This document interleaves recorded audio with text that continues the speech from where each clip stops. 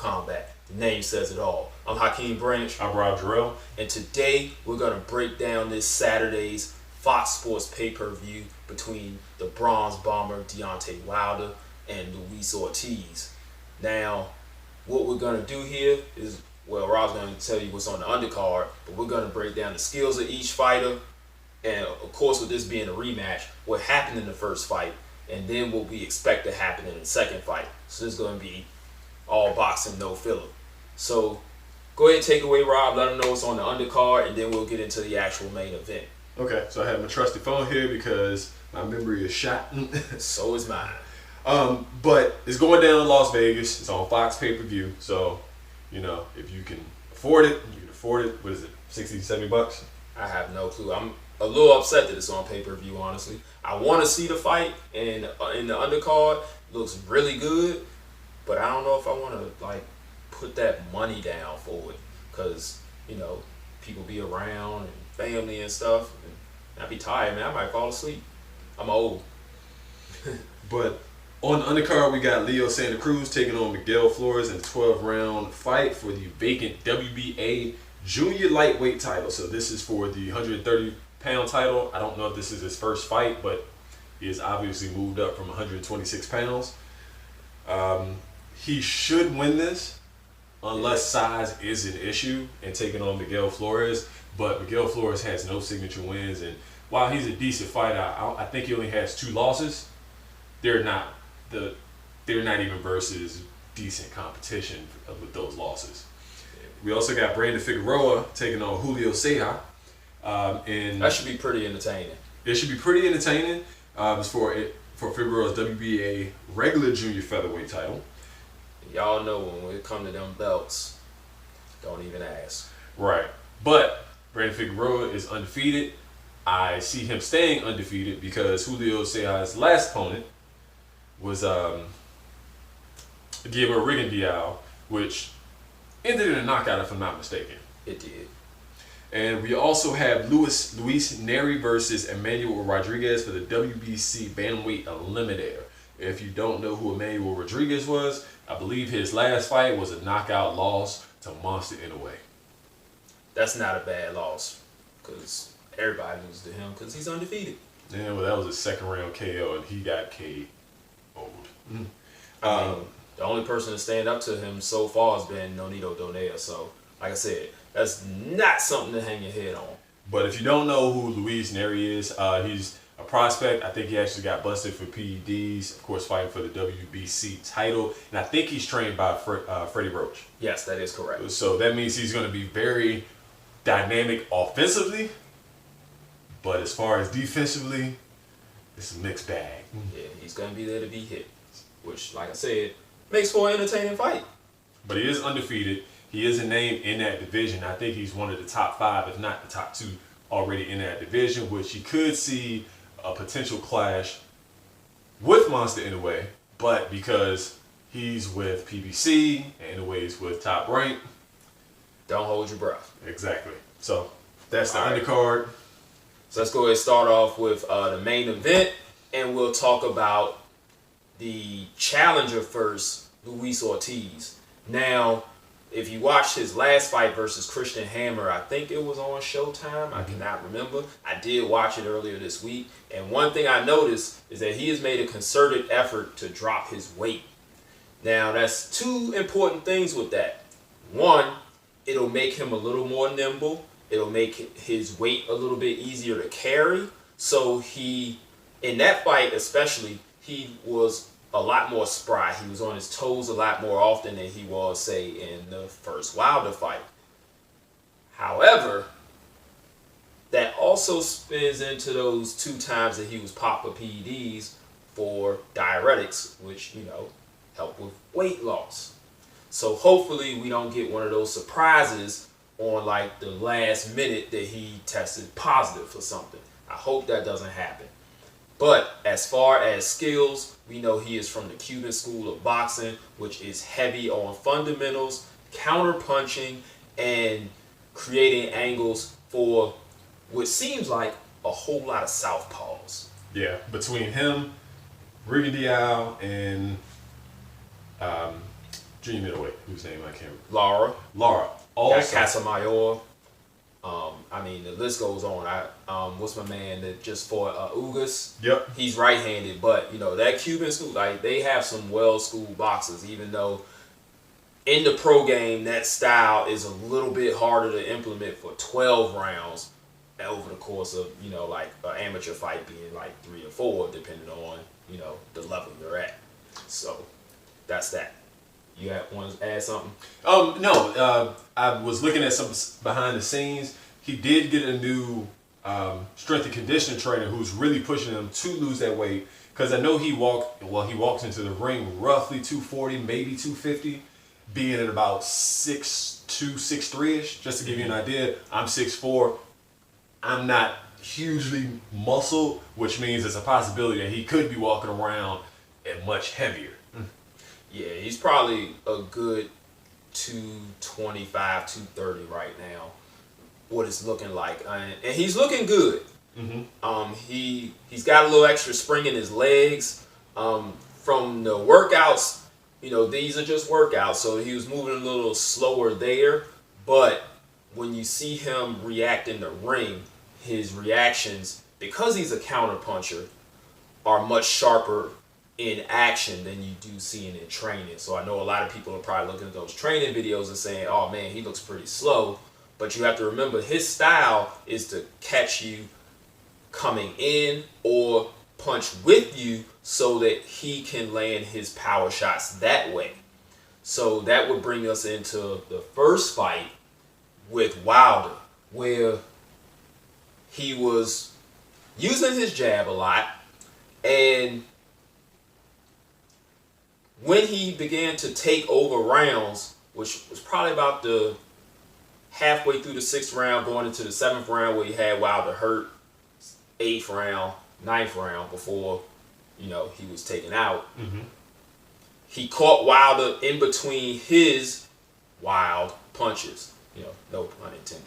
So, no, I think I did. Anyway, so because of the height difference, because Wilder is 6'7" as opposed to a 6'2", my brother's here is going to be Deontay Wilder.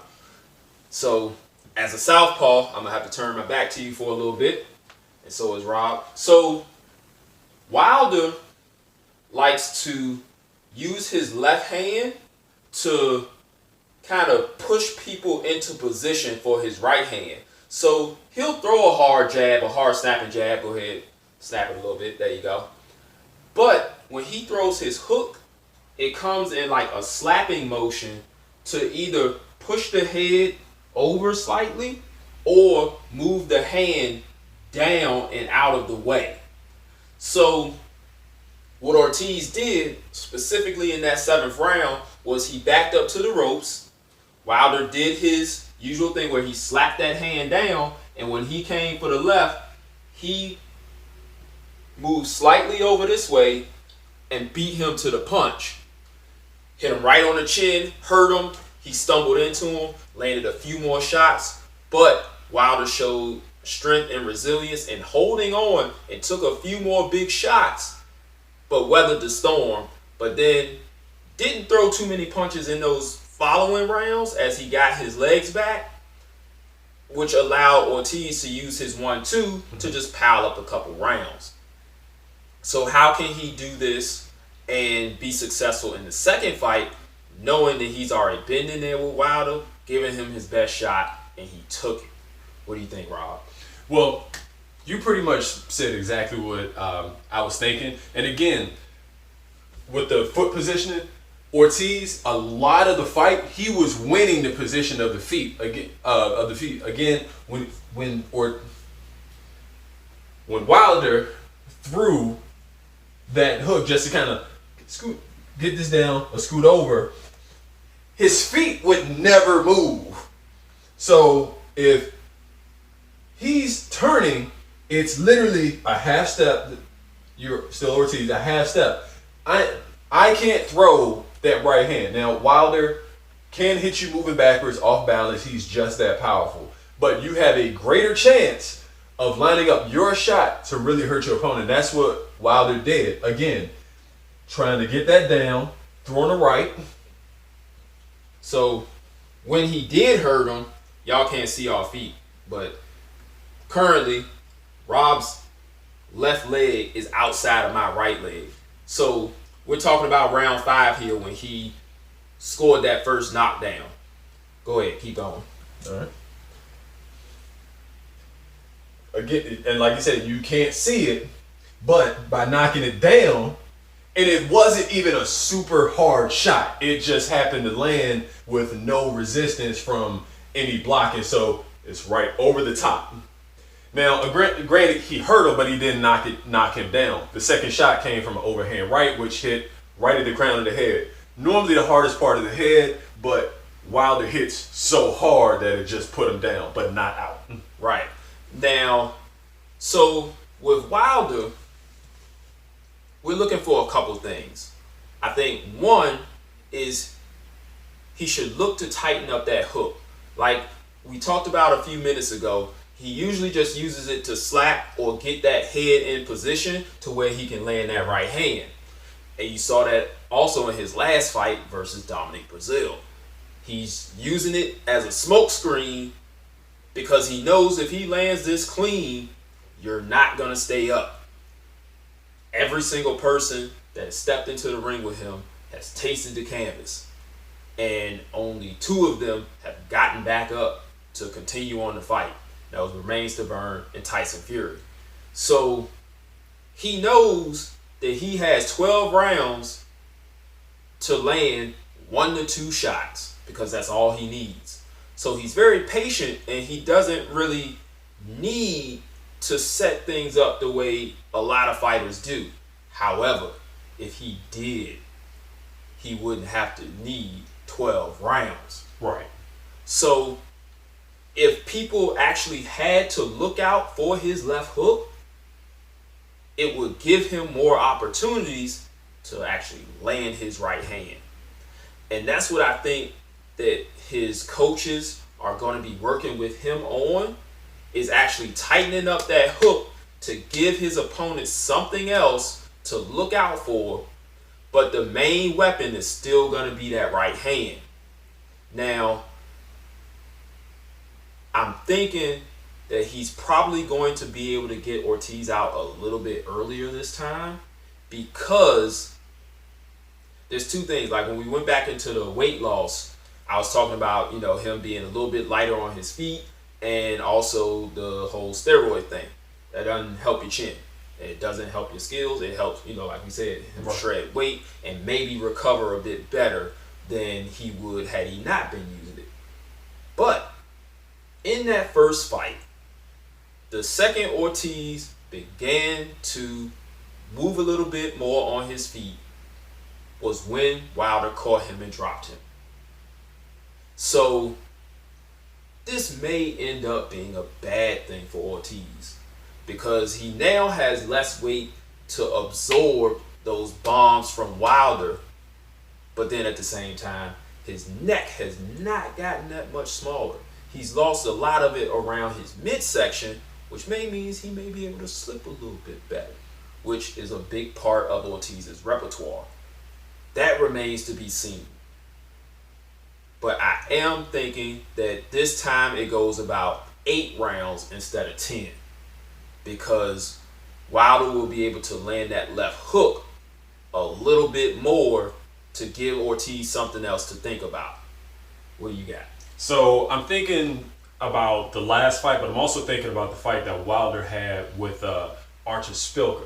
Now, Spilka, also being a southpaw, gave Wilder a lot of trouble. The only difference is his movements were a lot more frenetic and they were a lot more awkward. But what he was able to do, being a guy that's right around 220 to 230 pounds, is consistently not only outbox, step into his right, throwing that jab and line up his left, but beating Wilder to the punch. With an uppercut. Definitely with the uppercut, but in general just beating him to the punch because he was not smaller weight-wise, right? But he was just smaller, faster, and more active. Now, Luis Ortiz something tells me he wants to be a little bit more active in this fight. He wants to have more movement. He wants to stay on his toes. He wants to stay from around that right hand, which means you can't let that hook move you around back to the middle. So again, he's going to want to slip a little bit more. Watch him to slip under that left, because Wilder will hold it out there, try to move you around, hold it out there, kind of feint. Not going to do but so much with it, because if he's going to throw a jab, he's going to throw it from here. He's not going to throw it from here. And so now if he was Klitschko, he could throw it from here. Right. But he wants to get full extension because he wants to be able to turn, step,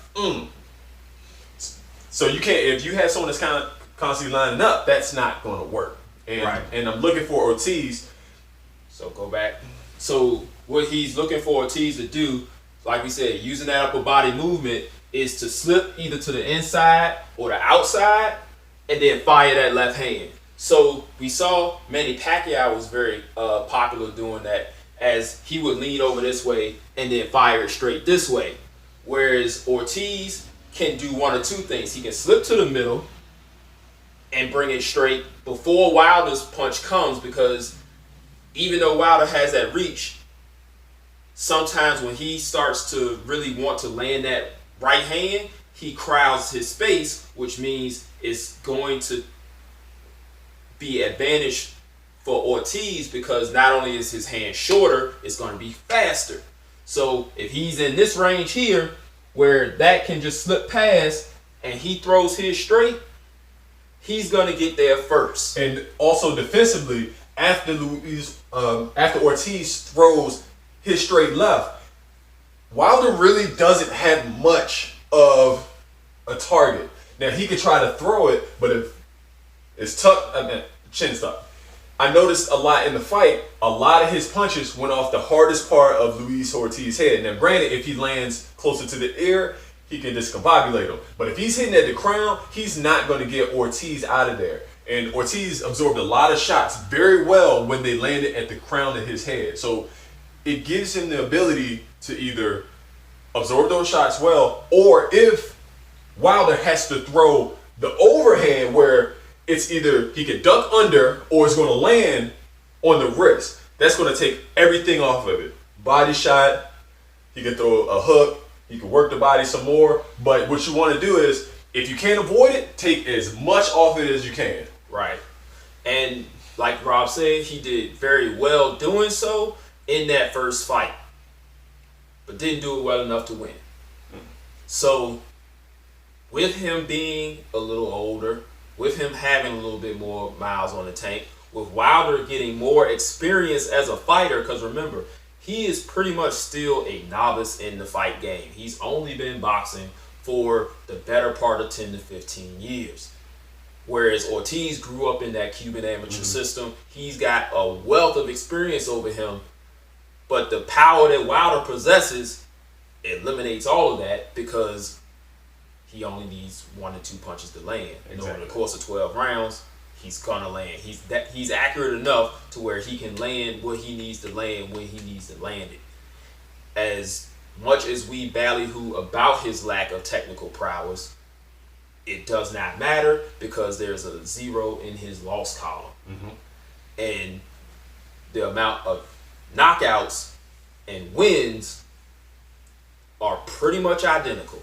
Yeah, it's 41-0-1 with 40 KOs. Yeah, so it is what it is. And let's be honest, it could have been 42-0 with 41 KOs had Fury not gotten up. Right, but he did.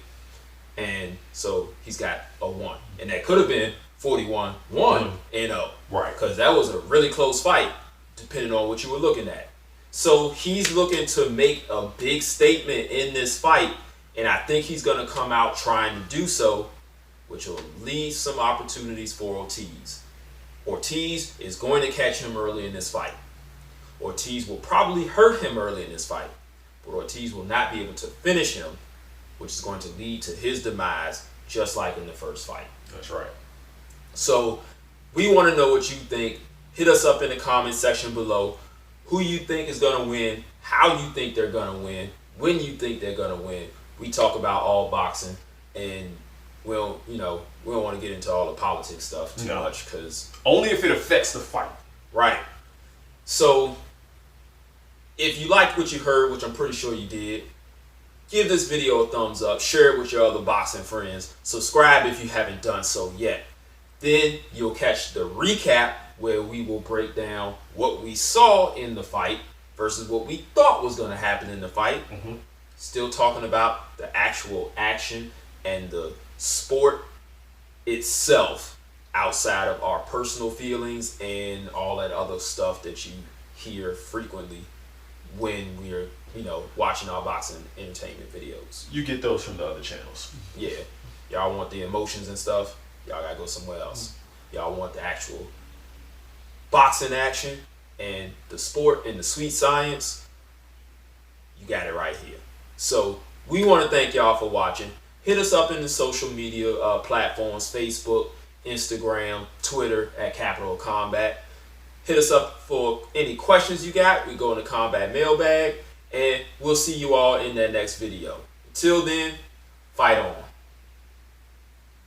This is round one, and you've already lost. They don't seem to see that everything we've done is coming and cost. My fists are on fire. I perform till I perspire. My demons are in a rage. Keep thinking that it's a game. I kick rhyme, hurricane. I told them I don't play. I'm liquid. Black Street Fighter.